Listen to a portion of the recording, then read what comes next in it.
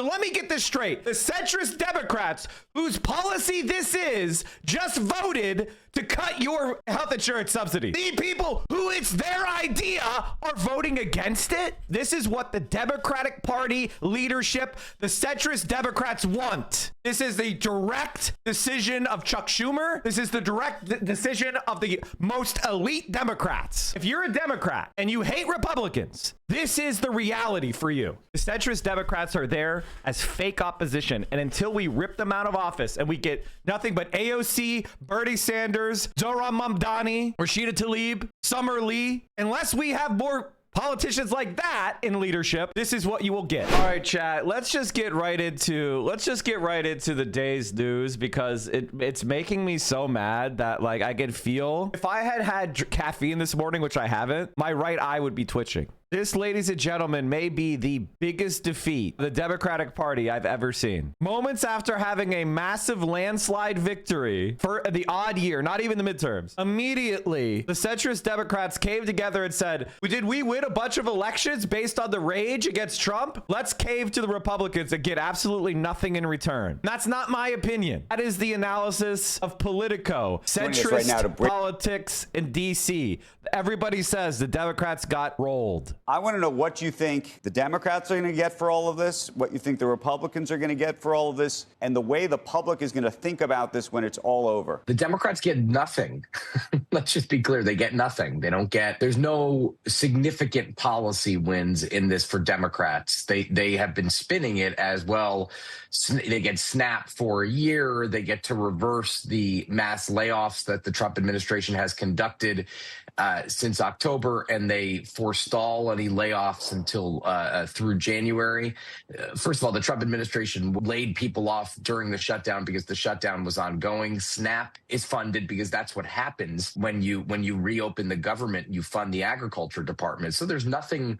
There's no real policy victories at all for Senate Democrats. Republicans, since October 1st or even before, have not moved 1 inch on their position in this shutdown, which is we're not going to discuss health care with the government shutdown, and eventually Democrats are going to fold. And they did. Donald Trump's approval rating was cratering. The Democrats won a massive landslide. And the first thing that happened is the Democrats then immediately, why did the Democrats fold? They got 60+% to gerrymander California. They won in New Jersey and Virginia by a landslide. Mamdani won in New York, defeating another Democrat and the Republican. Donald Trump's approval rating was cratering through the fucking ground. And then the Democrats came out and caved without getting a single thing. They got exactly what they needed. So whomever didn't have to vote for it. But that always happens, Joe. How do they do exactly what they need? How do they do it? Do they talk? So the answer is that the Democratic Party, especially in the Senate, is a fraudulent party. It's not a real party. It's not an ideological party. It's a bunch of an incumbent protection racket, and the Democrats are the most corrupt. I think a lot of people have a hard time with that, because it's like, no, these people, they're Democrats. They're on the left side. It's like, no, I mean, the Republicans, they're corrupt as fuck, but that's what they run on. They run on, I'm going to do this corrupt shit and serve the rich. And if people vote for that, well, they get what they paid for, right? But when Democrats run on, I'm gonna fight against the rich. And then what do? They take bribes and then they cave, right? That's corrupt. That's more corrupt, because you're not open about the position that you hold. And so how do people vote ourselves out of this? We can't. Our democracy doesn't work. We can't vote ourselves out of the corruption. The corruption is baked into the system. No matter who you vote for, you're getting it. And this is why the Democratic Party as an institution is so bad, and why we need to get rid of it, because this is the highest levels of the Democratic Party. This isn't like individual guys that are corrupt, right? This is the leadership. This is Chuck Schumer and Hakeem Jeffries. And I know you guys are in denial about this, but Hakeem Jeffries and Chuck Schumer are the Democratic Party. They are the most senior Democratic elected officials federally. They are what the Democratic Party is. Dick Durbin is the majority whip. He voted to end the shutdown. That means the leadership signaled to their caucus, you could vote to shut it down. If the whip is voting against the leader, that is a signal the whip has been given permission to everybody to vote. This is a Chuck Schumer decision. This is not a bunch of people breaking ranks. This is the Democratic Party surrendering. Two of the people who voted for it, Dick Durbin and Gene Shaheen, are not running for re-election. Wait a minute, chat. So I have a question for you. I want to ask you this question. Let's assume that you're a politician, right? And you're not running for re-election, and you can make any vote you want because there's going to be no consequences. The only thing that matters for you is your conscience, right? And you vote to cut healthcare for sick people and kids.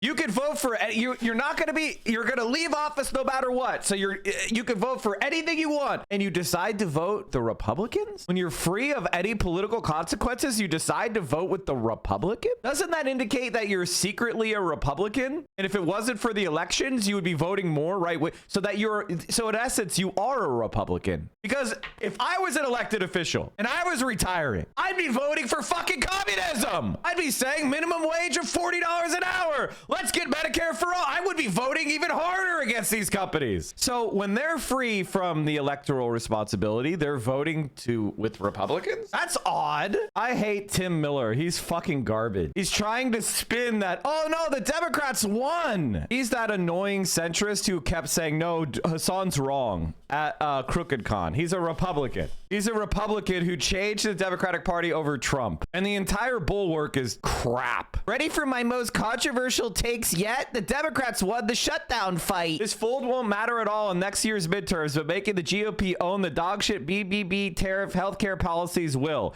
So in other words, he's saying this is an accelerationist post. This is the worse things get, the better it is for Democrats. That's accelerationism. If this is your logic, then you shouldn't have voted for Kamala Harris. You should have voted for Trump because the Republicans are going to own their terrible policies, right? Now suddenly accelerationism makes sense when it's Democrats caving to Republicans, right? This is not an example of Dems not fighting like Republicans. It's a longer shutdown than anything the kamikaze Tea Party ever did. Yes, because Democrats would cave on shit to end the shutdowns. You're just referencing older Democrat caves to be like... Look, the Democrats took slightly longer to cave this time. The people who are mad about this are a small subset of the electorate that treat politics like sports, and it's possible that their crying about the fold will contribute to snatching defeat from the jaws of victory. In other words, we caved and made millions of people's health insurance unaffordable, but you complaining about those millions of people is actually helping the Republicans. Fuck you, Tim! God damn it, I hate these people. Why the fuck does anybody like these people? Shut fuck up! Shut up, you fucking Republican! I'm so tired of being Republicans are stuffed down our faces through Twitter, through fucking Fox News, through talk radio. There's so much billionaire money behind them. And then you go on the Democrat side and it's more Republicans shoved down your throat. Shut the fuck up. Jesus Christ. I'm so tired of it. There's no path to getting Obamacare subsidies back because the GOP controls everything and was never going to do what they are fake policies. Hey, you dumb fuck. They don't control everything. That's why there was a shutdown. You dumb piece of shit. They don't control everything. It's a shutdown. And a shutdown, you don't control everything because the other side is shutting it down. You fucking idiot. This is like saying, oh, see, the bosses, guys, we should end the strike because the bosses control our wages. That's what the strike is for. Jesus Christ. I'm sorry, but god damn, these Republicans are fucking useless. Mark sent me, thank you for the 50 tier ones. Dems should run against them on that topic, and they have a great case study now. Marjorie Taylor Greene helps with that.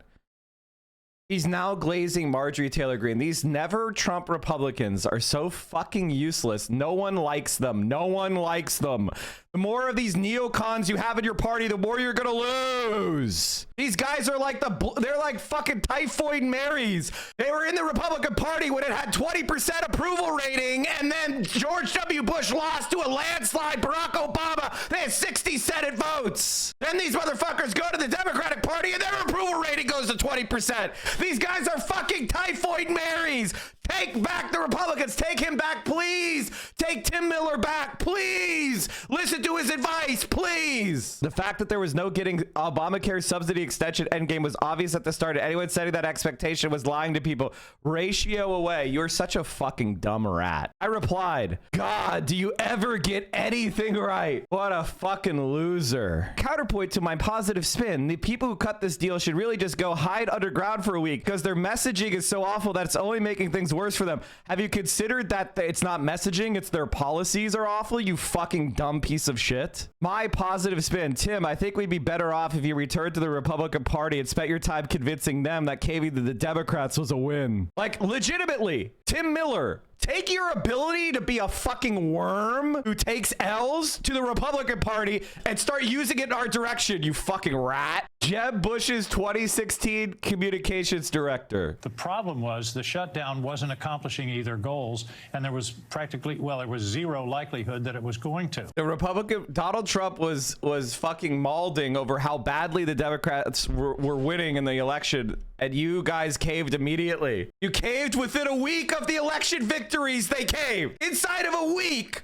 From an election landslide, you caved. It has to be because they were getting ready to eliminate the filibuster and the Dems couldn't let that happen. Except if the Republicans have already communicated they're going to end the filibuster, whatever they need to, then the filibuster is already over. Do you understand that? Like if the Republicans say we're going to eliminate the filibuster if we need to, then the filibuster is already gone. So if every time the Republicans say we need to do some horrible thing, we're going to eliminate the filibuster, the Democrats are like, we have to protect the filibuster. Here, we'll vote for you to do the horrible thing. The filibuster is over. It only exists to block Democrats now. You just like the only use of the filibuster will be to prevent Democrat policy from passing.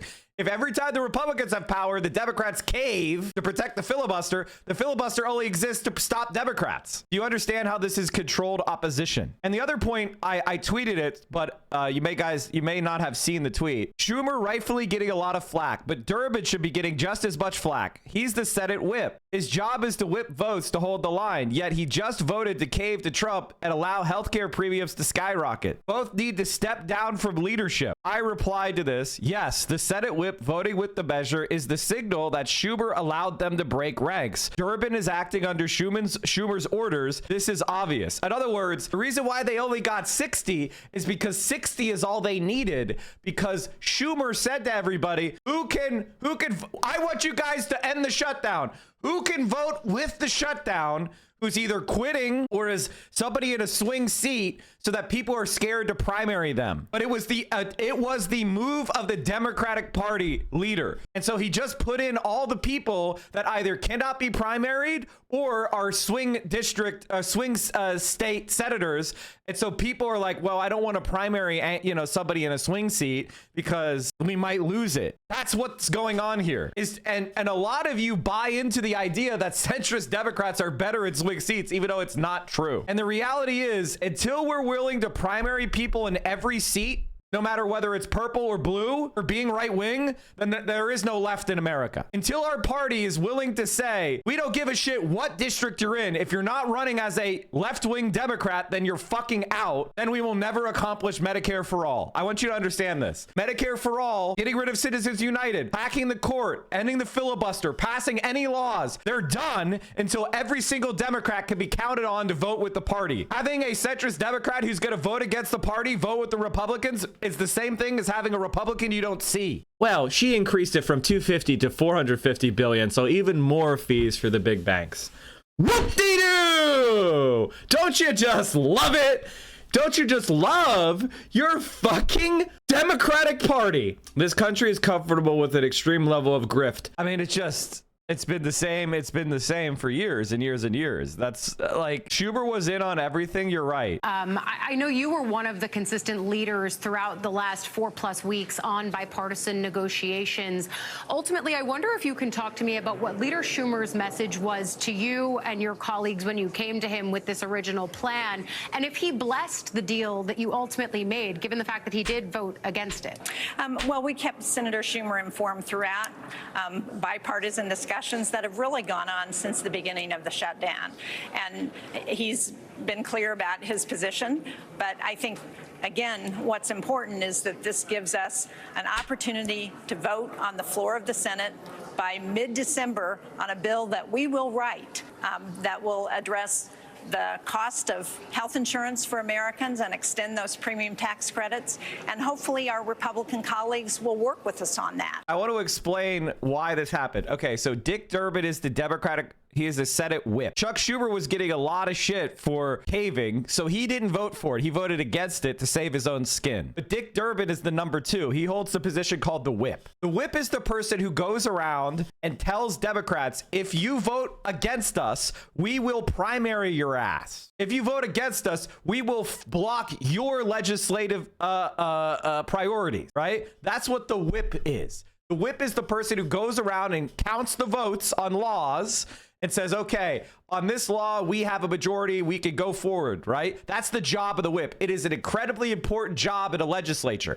So when the whip breaks ranks with the leader, that is a signal you're allowed to vote for this. This is basic poli-sci shit. I think this might be like poli-sci 201, okay? Everybody who understands legislatures understands what's going on here. By Dick Durbin voting to end the shutdown and break the filibuster, that is a sign that Chuck Schumer wants it. Why do I say that? Because if Dick Durbin was going against the leader, he would be fired. The caucus would fire him out of leadership. The whip breaking ranks with the party chair, that's unheard of. To vote with the other side, if he was doing that against leadership, he would be fired. Is he being fired? Is Chuck Schumer denouncing Dick Durbin in the media? Since that's not happening, that is direction. And so who was selected to vote with the Republicans? Healthcare subsidies are the centrist Democrat policy. This is their policy. The lefties, we don't like this policy. We want Medicare for all. We don't like subsidizing private insurance companies to the tunes of hundreds of billions of dollars. So let me get this straight. The centrist Democrats,